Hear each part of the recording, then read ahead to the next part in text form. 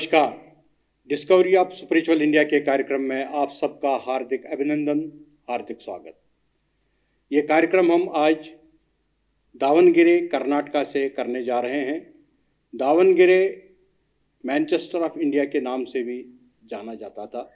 यहाँ पर cotton mills हुआ करती थी, लेकिन आज दावणगेरे में एजुकेशनल हब बन चुका है ये, और यहाँ पर 20,000 से अधिक स्टूडेंट्स पढ़ते हैं। जब हमने दावणगेरे शहर में एंट्री की तो हमने सबसे पहले हमारा स्वागत हुआ एक बोर्ड से, जिस बोर्ड पे लिखा था welcome to the holy city of education. ये एजुकेशनल हब के साथ साथ में यहाँ पर हॉस्टल्स, कॉलेजेस, कोचिंग इंस्टीट्यूशंस और बहुत सारे बच्चे यहाँ पर सड़कों पर और हर जगह दिखाई देते हैं। तो आज इस शहर की जो मेन इकॉनमी है वो एजुकेशन पर निर्भर है। हर बार की तरह आज भी हम इस कार्यक्रम में एक संत, एक महापुरुष के साथ में ये कार्यक्रम करने जा रहे हैं।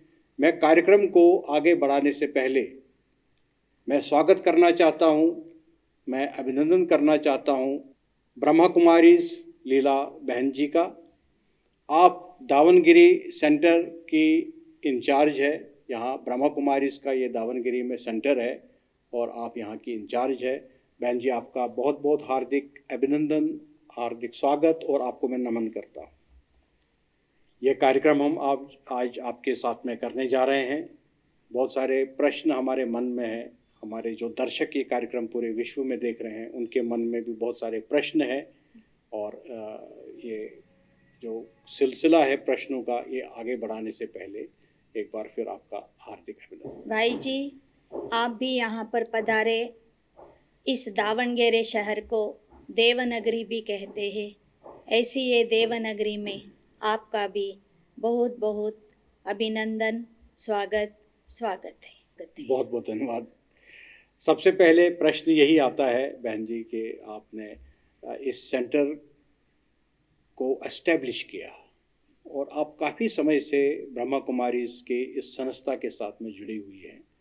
तो सबसे पहले मैं यही प्रश्न पूछना चाहता हूँ कि आपका एक अच्छा करियर था, आप गवर्नमेंट जॉब में थी, और किस तरीके से आपने अपना मन बनाया, कैसे आप इन्फ्लुएंस हुई और आपने आध्यात्मिकता में आके पूरे विश्व की सेवा करने की ठान ली।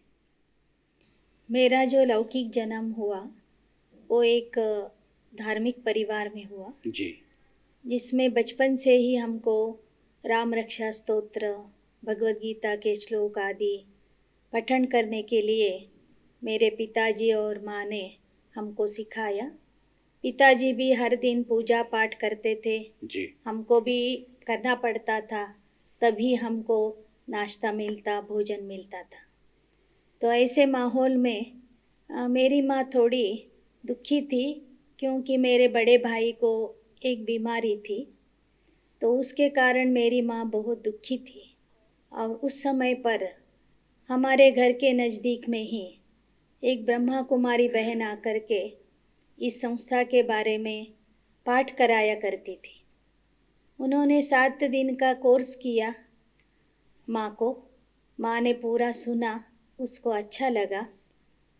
फिर उन्होंने मैं और मेरे 3 भाई और हमारे पिताजी, हम सभी को हमारी माताजी ने सेंटर पर लेके गई। फिर हमको भी कोर्स करवाया। इस ब्रह्मा कुमारी संस्था का जो बेसिक कोर्स होता है वो हमको भी करवाया। फिर मैं तो उस टाइम पर 9वीं क्लास में पढ़ती थी, तो पढ़ाई के कारण मैं हर दिन नहीं जा सकती थी, लेकिन माँ मेरे को विशेष कार्यक्रमों में अपने साथ ले जाती थी। उसकी इच्छा थी कि मेरी बेटी ब्रह्मा कुमारी बने, क्योंकि उसने संसार में बहुत दुख और कष्ट देखे थे।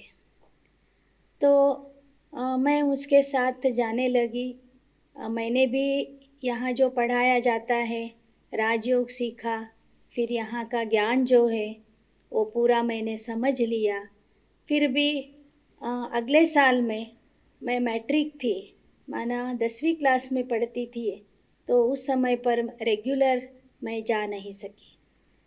बाद में फिर मैंने क्लास के साथ साथ माना वो अलौकिक पढ़ाई के साथ साथ लौकिक पढ़ाई भी जारी रखी।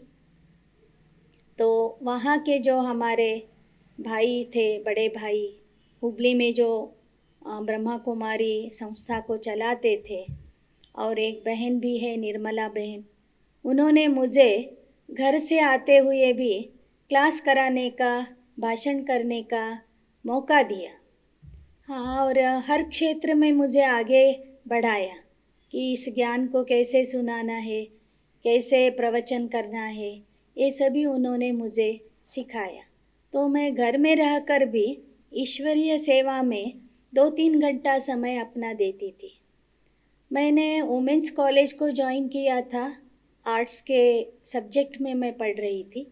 तो हमारा कॉलेज सुबह का था, 7:30 से 12:30 बजे तक कॉलेज जाती थी। दोपहर के समय में माँ के साथ घर के कामकाज में मदद करती थी, क्योंकि मैं अकेली लड़की थी, बाकी तो 3 भाई थे, तो माँ को भी सहयोग देना पड़ता था। और शाम को हुबली के एक एरिया में मैं क्लास कराने जाती थी ईश्वरीय ज्ञान के बारे में। ये ज्ञान मुझे अपनी माता से ही मिला और हुबली शहर में मिला, जहाँ की मेरे पिताजी रेलवे में नौकरी करते थे।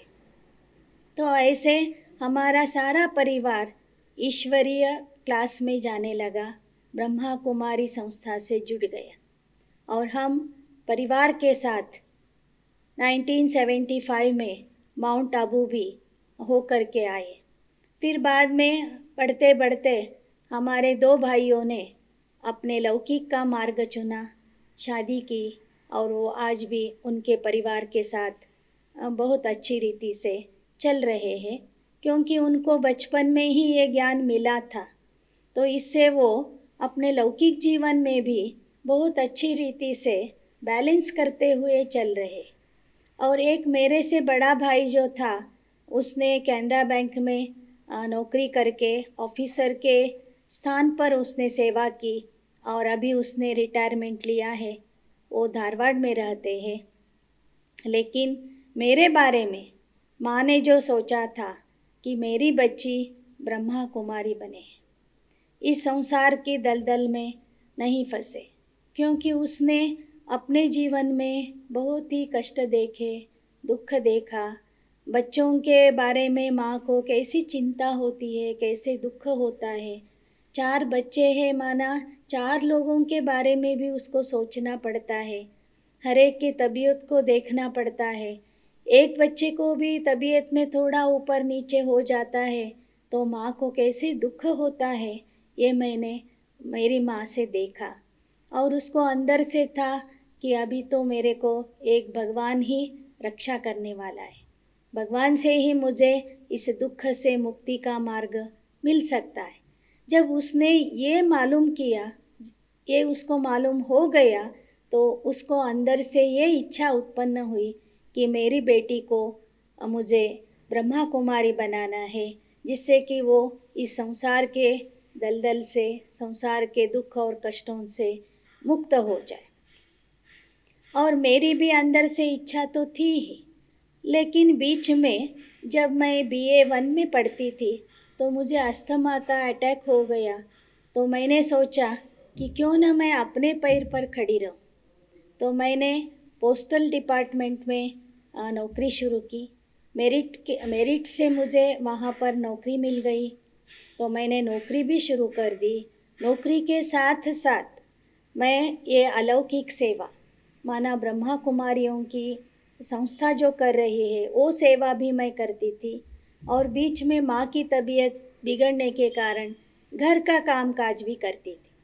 तो ऐसे 8 घंटे मैं उस सरकार की नौकरी करती थी, 2 घंटा मैं ईश्वर की सेवा करती थी, और बचे समय में घर का कामकाज करती।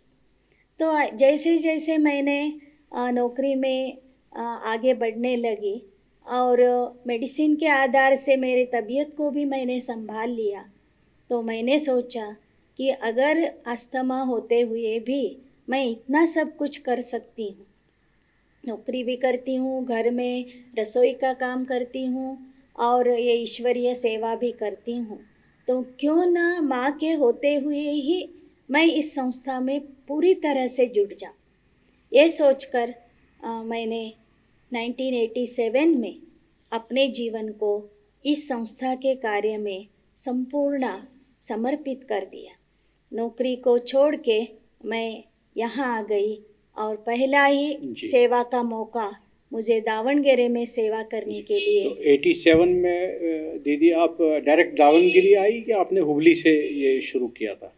नहीं, 87 में मुझे डायरेक्ट दावणगेरे ही भेज दिया। वहाँ से? क्यों? हाँ, जी। हुबली तब हुबली आप के जॉब से रिजाइन आपने कर दिया था 87 में तब डिसाइड किया मैंने कि आपको जॉब से रिजाइन करना है? रिजाइन करना है। जी। तो मैंने पहले वहाँ पर छुट्टी ली पहले। जी, जी। एकदम रिजाइन कर नहीं किया, क्योंकि हमारे जो बड़े थे ऑफिस में, जी। उन्होंने मुझे एक सलाह दी कि आप इतना अच्छा जॉब क्यों छोड़ रही है, तो सोचने के लिए आप 1-2 साल में तक छुट्टी ले सकती है, विदाउट पेमेंट छुट्टी ले सकती है मेडिकल सर्टिफिकेट के आधार पर।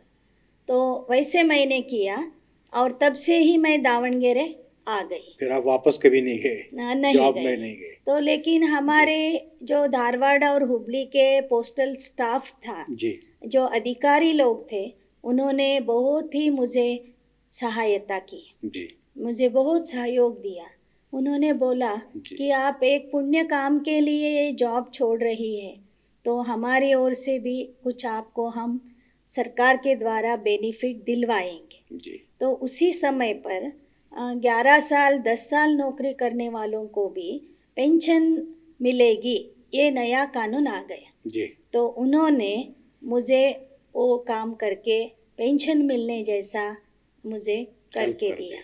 तो दीदी जब आप यहाँ दावणगिरी जब आप आए थे, तो सबसे पहले आपने सेंटर कैसे, उस वक्त तो यहाँ सेंटर नहीं रहा होगा, तो सबसे पहले आपने कहाँ से शुरुआत की, कैसे शुरुआत की?